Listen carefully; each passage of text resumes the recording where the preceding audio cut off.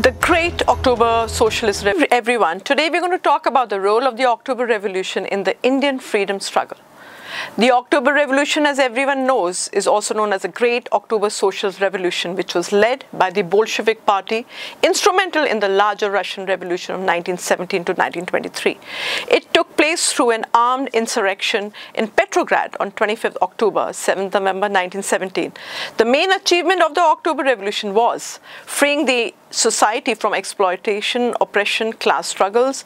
The Russian Revolution and subsequent establishment of Soviet Union validated in a very empathetic manner that Marxism is a creative science based on scientific truth. Rapid strides made by socialism, transformation, and once the backward economy into a mighty economic and military confronting imperialism has confirmed the superiority of the socialist system. The building of socialism in the Soviet Union is an epic saga of human endeavor. The cascading effect of October Revolution in shaping up the modern history of human civilization is immense. In this video, we will discuss how the October Revolution has played a pivotal role in the freedom struggle of India and the process of decolonization of the British rule. The Great October Socialist Revolution inspired many people of India to think, if the people of Russia can defeat the Tsar and usher in a people's state, the same weapon can be used by the people of India to achieve freedom from the British colonial rule.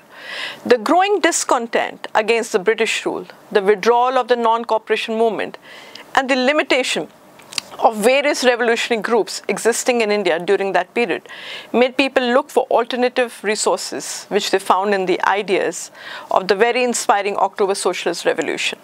The British were highly alarmed by the formation of the Communist Party of India.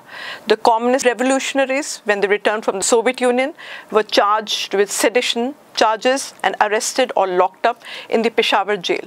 Most of them were sentenced to rigorous imprisonment ranging from 1 to 10 years. Among those sentenced were Mohammad Shafi, who was elected as a secretary of the CPI in Tashkent in the Peshawar conspiracy case. There were 5 in all, which were in reality the first communist conspiracy case in India. The Home Department issued a warning urging all the government officials to act immediately to curb the threat of communism. Wherever communism manifests itself, it should be met and stamped like the plague. The spread of communism in India is not one of the many problems which may be looked at from a particular single vision. It must be looked at straight in the face and must be fought with the most unrelenting opposition. In spite of the best efforts, the British failed to stop the spread of communist ideas across the country. Many groups started functioning independently, spreading the ideas of socialism in the cities and industrial centers.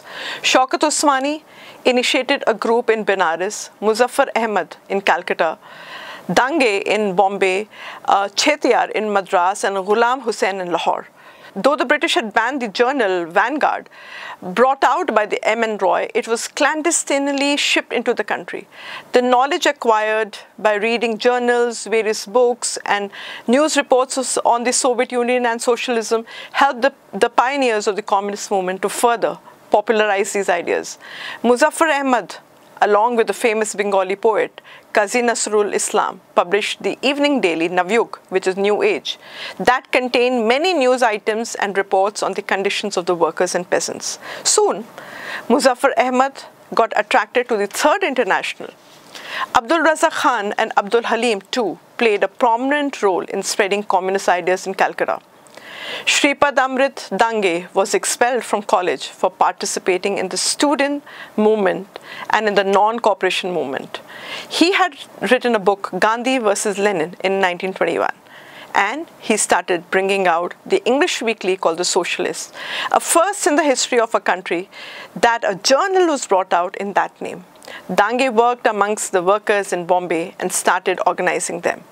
Ghulam Hussain, who was working as a lecturer in a government college in Peshawar, resigned from his job and started organizing the people in Lahore after meeting some of the revolutionaries who had just returned from Moscow. Along with Shamsuddin Hassan, he published the Urdu monthly called Inqilab and also became the secretary of the North Western Railway Workers Union. They made Lahore's college as the center of their activities. Many comrades who were connected with the Ghadar movement also formed such groups. Shaukat Usmani, who had just returned from Moscow, settled down finally in Benares and started organizing the students. He was very active in Kanpur and the surrounding areas.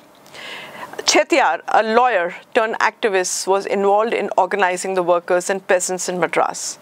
He published a Labour-Kisan Gazette, a fortnightly in English and a weekly in Tamil.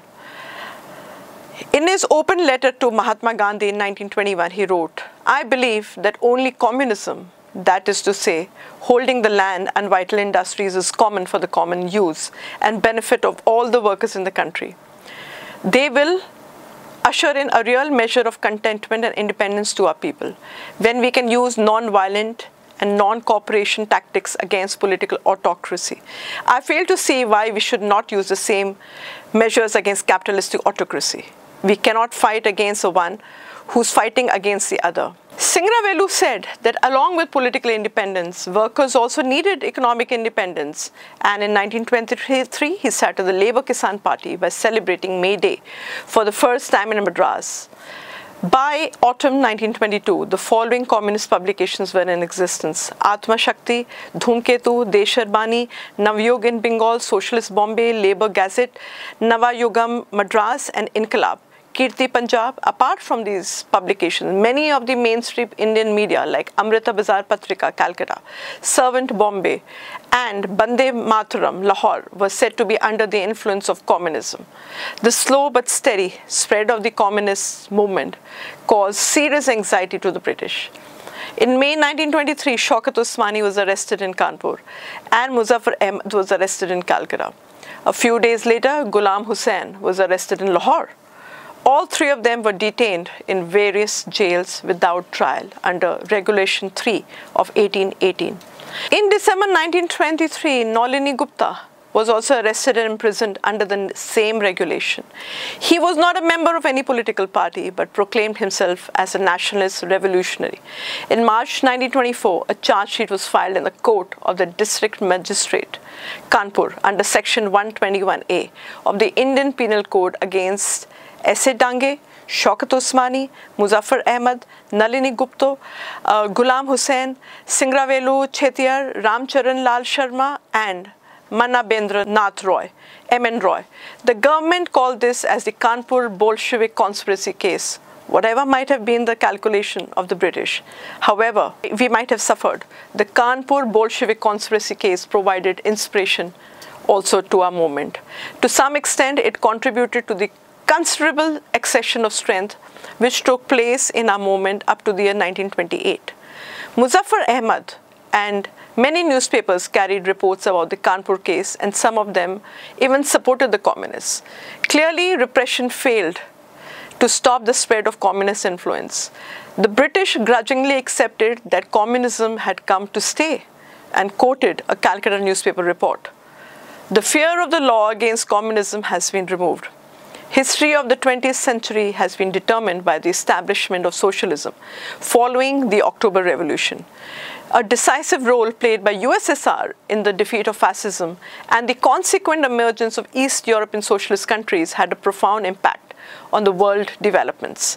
The victory over fascism in the Second World War, achieved and mainly due to the decisive role played by the Soviet Red Army, provided the needed impetus to the process of decolonization that saw the liberation of countries from colonial exploitation.